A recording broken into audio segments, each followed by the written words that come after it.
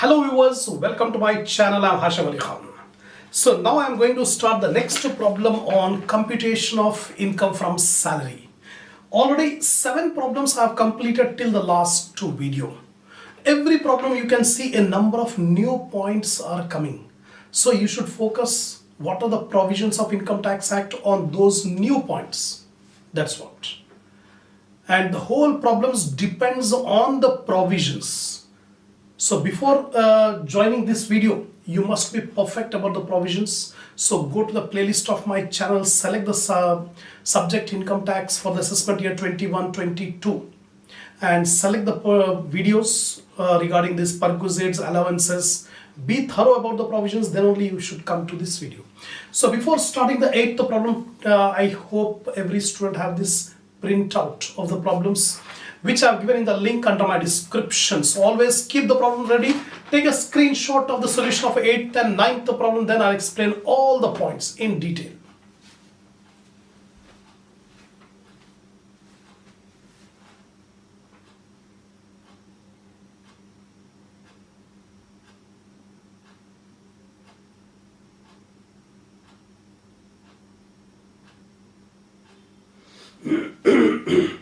Come on, see the 8th one. Mr. Surya Prakash is working in a limited company. So first of all, non-government employee. His monthly salary is credited in saving bank account of SBI branch. Compute taxable income from salary. So name of the SSC is Surya Prakash. So we have to compute the taxable income from salary. See the format here. Mr. Surya Prakash, computation of income from salary for the assessment year 21-22. Salary, basic. So here basic pay is given 13,500 per month. So here I have taken 13,500 per month into 12, 1,62,000. That's the basic. Second, CCA, city compensatory allowance is fully taxable. Directly we should take. So under allowances, CCA, 2,100 into 12, 25,200. Then traveling allowance 24,000 per annum. 80% is spent for discharging official duties. Regarding traveling expenses, income tax provision is the unspent amount is taxable. The SSC got 24,000 rupees per annum as the traveling expense. 80% of this amount is spent on official duties. So how much is unspent? 20%. So 24,000 into 20%, 4,800 traveling expenses are taxable. So unspent amount is taxable. 80% spent, 20% unspent. That 20% is taxable regarding traveling expenses. Next, reimbursement of medical expenses spent in unrecognized hospital, 31,000. In the previous video, while discussing perquisites, I explained you reimbursement of medical expenses incurred in a recognized hospital is fully exempted from tax. If the reimbursement is made of medical expense incurred in unrecognized hospital, fully taxable. Unrecognized, fully taxable. Recognized hospital, completely exempted. Note down this point. Note down this point. So here, unrecognized hospital, so fully taxable. How much is the amount here? 31,000. So it is taxable perquisite. It is a taxable perquisite. So reimbursement of medical expense spent in unrecognized hospital, completely 31,000 I have taken. Next one. A rent-free accommodation provided in a city, population 2.8 lakhs for 12 months and the employer is owning the building. Furniture of 60,000 worth is provided for 10 months. This is the first problem where the accommodation is owned by the employer. When the accommodation is owned by the employer, it depends on the city. If it's a small city, then value of the perquisite is 7.5%. Small city in the sense if the population is less than 10 lakh. Less than 10 lakh, it is called a small city. So value of the perquisite is 7.5% of salary. If the population is more than 10 lakh but up to 25 lakh, more than 10 lakh but up to 25 lakh, it's a medium town, medium town. In medium town, the value of the perquisite is 10% of salary. if the population is more than 25 lakh, it's a big town, the value of the perquisite is 15% of salary. So 3 percentages are given: 7.5%, 10%, 15%. For small town, 7.5%. Small town means less than 10 lakh population. So here it is given the population is 2.8 lakh. It is less than 10 lakh. Small town. So 7.5% of salary. The building is owned by the employer and is provided in a small town. Population less than 10 lakh. So the value of the perquisite is 7.5% of salary. Salary means basic plus bonus plus fees plus commission plus all taxable allowances except DA. DA will be included if it enters for retirement benefit, plus any monetary payment made by the employer, plus income tax or professional tax paid or reimbursed by the employer. This is the definition of salary for RFA. In our problem, we have basic 1,62,000. This will take basic. Employer's contribution to RPF, this will not come under salary for this purpose, for RFA purpose. Then CCA, fully taxable, 25,200 we should take. Traveling allowance, taxable amount, 4,800 we should take. So salary includes basic, CCA and traveling allowance. 162 plus 25,200 plus 4,800, it comes to 1,92,000. 1,92,000 is the salary. The value of rent-free unfurnished accommodation is 7.5% of salary. So 7.5% of 1,92,000, 14,400. To this we add 10% of the cost of furniture. The furniture is provided only for 10 months given in the problem. Only 10 months. So 10% of 60,000. Cost of the furniture is 60,000 given. But used only for 10 months. 10 by 12. You will get 5,000. Take the total, 19,400 is the value of rent-free furnished accommodation. So here I have taken rent-free furnished accommodation 19,400. That I have taken.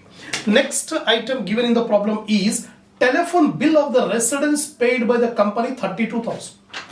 In the previous problems also I told you the telephone bill of the residence of the employee paid by the employer is a tax-free perquisite. It will not come in the computation. In working note, here I have not written because there is no space. In examination, you must write the working note. Telephone bill of the residence of employee paid by the employer is a tax-free perquisite. Next, the company presented a gold ring worth rupees 35,000 and a gift check of rupees 15,000. Last problem also I told you.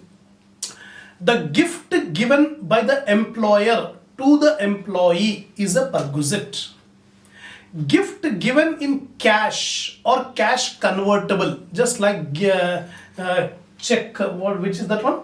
Gold ring and gift check. If gift check is given or cash is given, it is fully taxable. When the gift is given in cash or cash convertible called gift check, it is fully taxable, no exemption. Gift is given in kind, then up to 5,000 is exempted, over 5,000 is taxable. So in our problem, gold ring is given. The company presented a gold ring worth rupees 35,000. It is in kind. Out of 35,000, 5,000 exempted. Leave 5,000. 30,000 is taxable. And the gift check of rupees 15,000, fully taxable. 15,000 is fully taxable. So 15,000 plus 30,000. 45,000 is taxable under perquisite. So gift check of rupees 15,000 and gold ring worth rupees 35,000 given by the company. But out of 35,000, 5,000 exempted. Leave 5,000. 30,000. So 15,000 plus 30,000, 45,000 is taxable. Next item is his contribution to RPF is 15% of salary and the employer also contributes equally. So in the RPF, employee contributes, employer contributes. The employee contributes is his saving and that will qualify for deduction under section 80C. Just for your information, in working note you can write the employee's contribution to RPF qualifies for deduction under section 80C. But employer's contribution to RPF is exempted up to 12% of salary. Over 12% of salary is taxable. Here employer contributes 15%. More than 12%. How much excess? 3% excess. So 3% is taxable. So here employer's contribution to RPF in excess of 12%. So 3% of 1,62,4860 is taxable. Last item given, he paid 2,500 as profession tax. It is allowed as deduction under section 16.3. Last item, profession tax 16.3, 2,500. All the items given in the problem I have explained. Now directly I will show it. Basic pay, as usual, no complication, directly we can take. Employer's contribution to RPF in excess of 12% of salary is taxable. Then allowances, CCA, always fully taxable. Traveling allowance, unspent amount is taxable. Perquisite, reimbursement of medical expenses incurred in an unrecognized hospital, fully taxable. In working note you should write.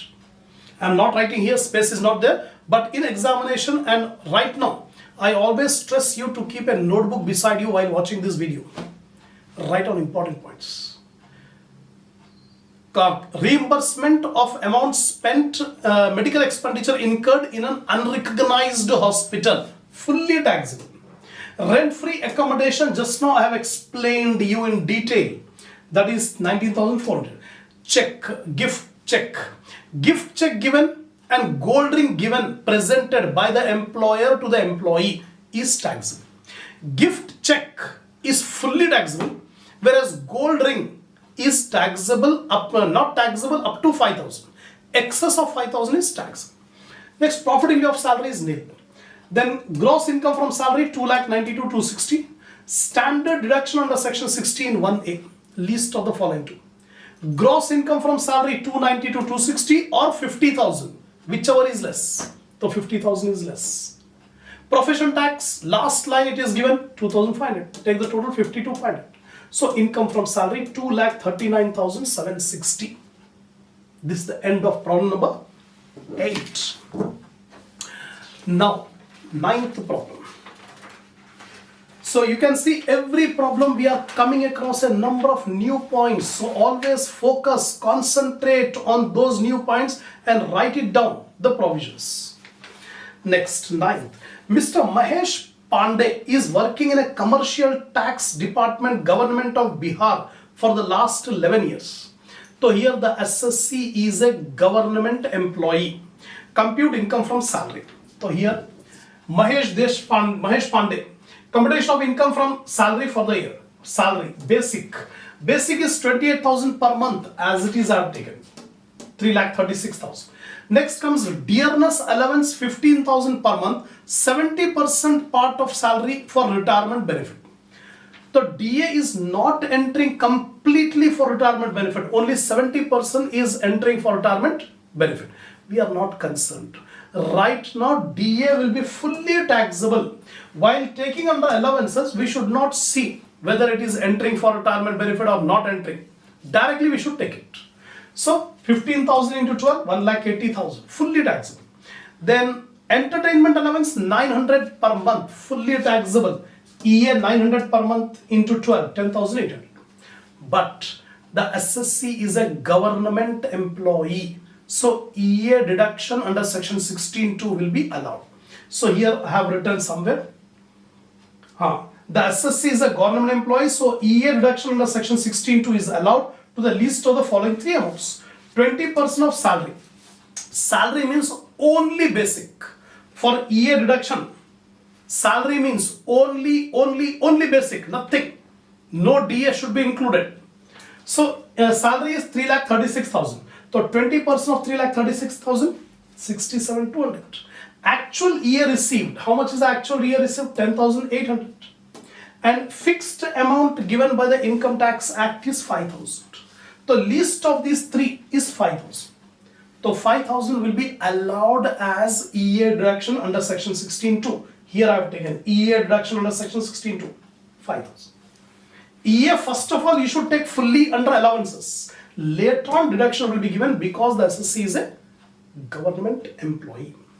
Next one, contribution to SPF, Statutory Provident Fund. Contribution to Statutory Provident Fund, 8.5% of salary and equally by the employer. Now you have to remember, employees' contribution to SPF fully qualifies for deduction under section 80C.